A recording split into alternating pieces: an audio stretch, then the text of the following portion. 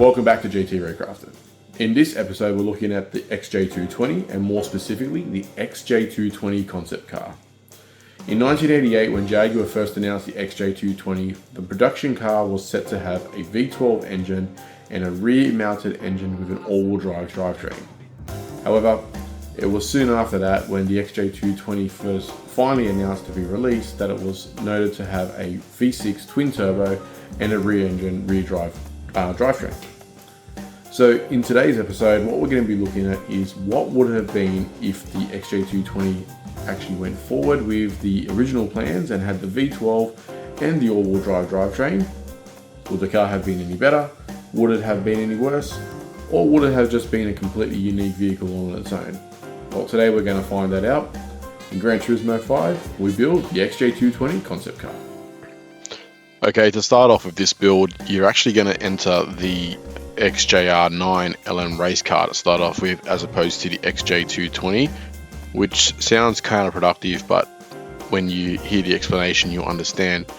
When you're using the engine swap on a vehicle that is originally turbo and are trying to make it NA, the turbo sound will actually carry across due to the fact that the turbo sound is built into the vehicle code itself.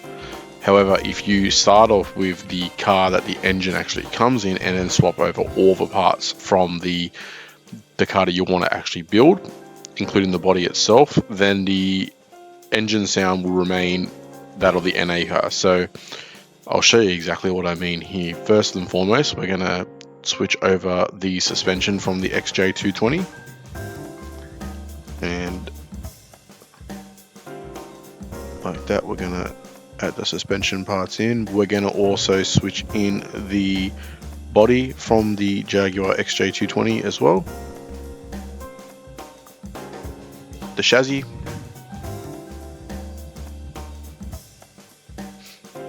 The gearbox.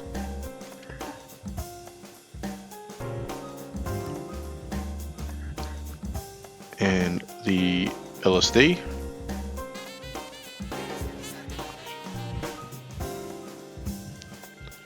So these parts just alone essentially will give you the Jaguar XJ220 with the engine of the XJR9 LM race car. It will change the name to XJ220 as well, but we're going to change the name anyway to represent the concept car, as that is what we're building here, of course. And the last part of the puzzle is the drivetrain. So with this particular car being a rear mounted engine and a all-wheel drive, as the concept car was, the only cars in the game that actually have this configuration and are in the European format is the Lamborghini Murcielago. So we are going to put that. I know it's not period correct, but unfortunately that's the only option we've got, and for the sake of this build, I don't think it's going to make the world of difference. So as always, we'll enable all tires. We're going to hit hybrid car. And then before we go into the game, I'm just going to rename this vehicle in the garage editor. So here we are in the garage editor. We're just going to go to the Jaguar XJL9 that we just had. XJR9, sorry. And we're going to call it XJ220. With the capitals of J220 concept. Apply. And now we will go into the game and we will see our results. Alright, so here we are in the game. Straight over the GT Auto. And you'll see straight away it's an XJ220, which originally started life as an XJR9 LM race car. The oil change can't be done. We'll go over to wheels and just do a change and then change them back. Just making some sort of a change inside GT Auto usually makes the hybrid official.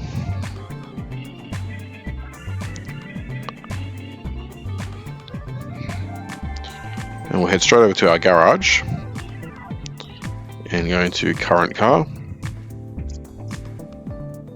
And you can see there, it's currently sitting on 930 horsepower, which is well above what the concept car actually came out with. And the weight there is 1373, which is a little bit around 100 kilos less than what the concept car had as well. So we're going to fix that.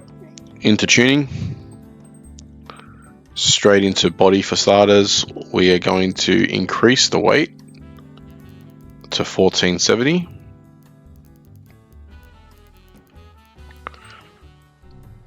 And then over to engine, and we're going to reduce the power right down to 500 horsepower, which is what the concept car was originally stated as. So over to tires, and being a concept car, we can assume it was on sports tires, but we'll put sports soft just to be a little bit more performance based. And just back over to body just to make sure this, yep, that's there.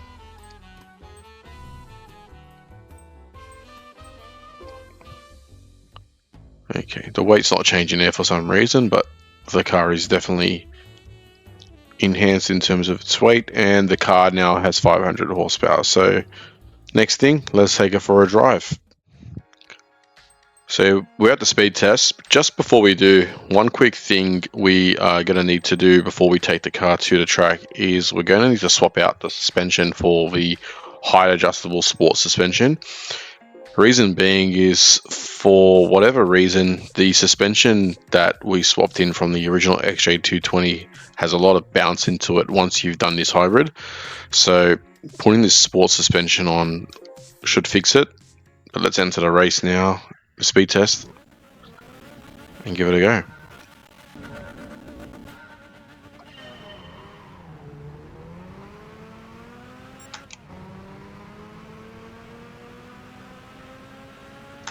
As you can see, there's no turbo sound, there's no turbo gauge, just the V12 engine. 0 to 400 in 11.8.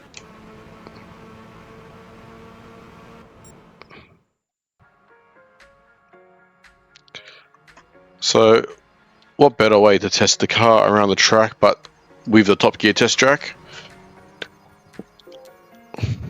Let's give it a go.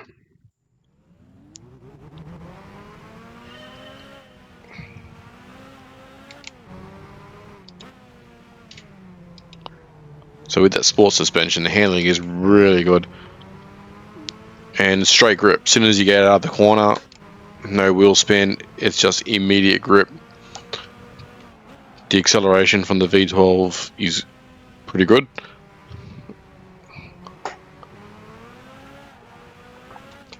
I mean, to be fair, the twin turbo had some rapid acceleration too, and I'm pretty sure the power was very similar. In fact, it was pretty much the same. Oh, I spoke too soon.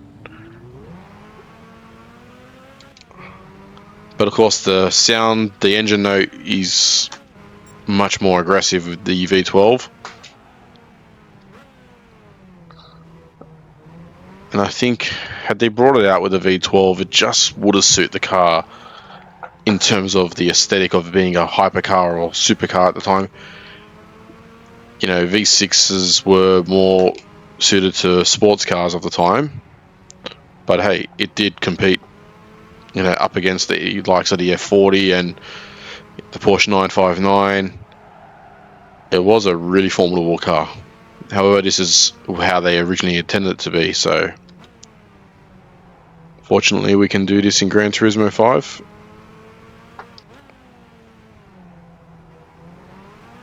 Oh.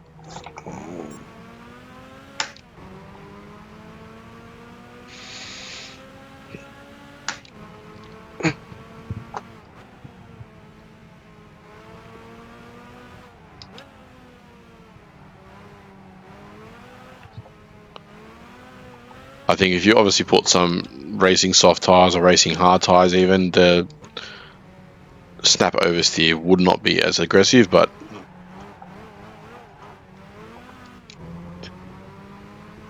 again, that's just part of the characteristics, of course.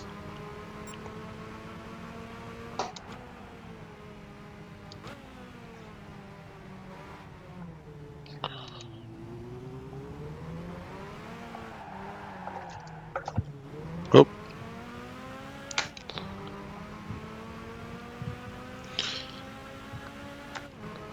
So yeah, on those tight turns, if you do push it a little bit too hard, it does want to flick out.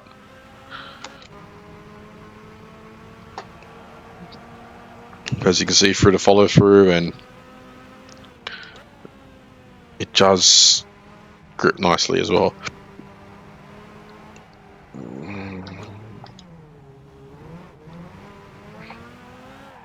Yeah, across the line.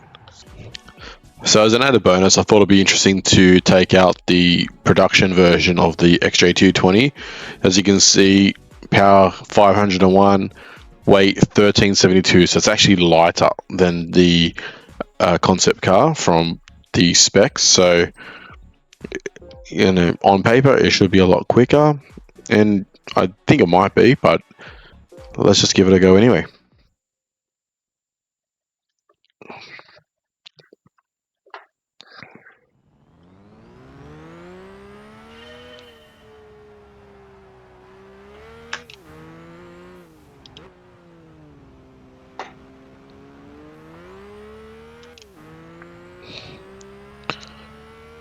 I mean, yeah, it seems like the acceleration is a lot more smooth and rapid on this one again, but you know, this is rear-wheel drive, of course, so it doesn't have nearly as much grip as the concept car. And I guess that's where the extra 100 kilos would likely come from, is the concept car obviously had that heavier all-wheel drive system. So does that heavier all-wheel drive system, you know, add to the performance, or does it take away because of the weight?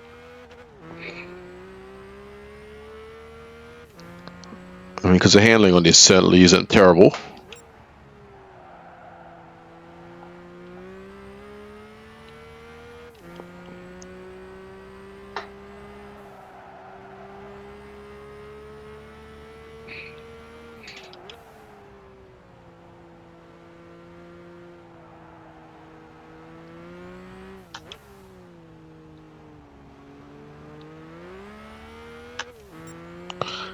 And that time looks like it was at least 3 seconds quicker than the time we managed to get out of the concept car.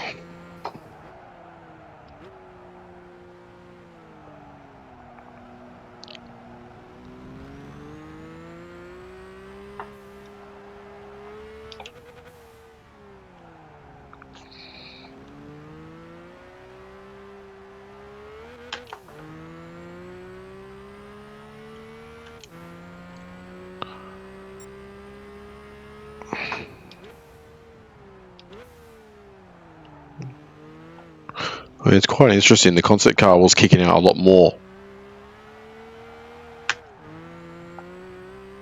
This seems to go through the corners a lot smoother.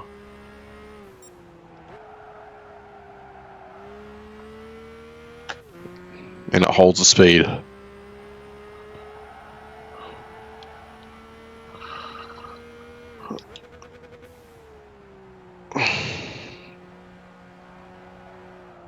Oh.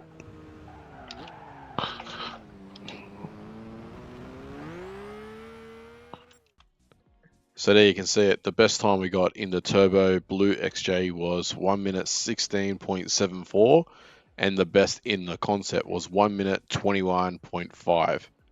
I guess with a little bit more practice with the concept, we might be able to lower that time quite a bit, but you know, both cars were just taken straight out, barely any practice on the two cars at all, and both performed quite differently, I'd say.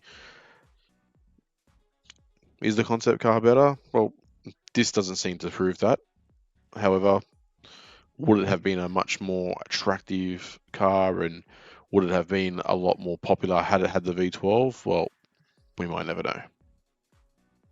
And that's what the XJ220 would have been had they continued on with the V12 engine. If you like this video, please leave a comment down below, subscribe to my channel, and let me know what you think I should be building in the next video. Until next time, have a great week, and I'll see you in the next one. Peace.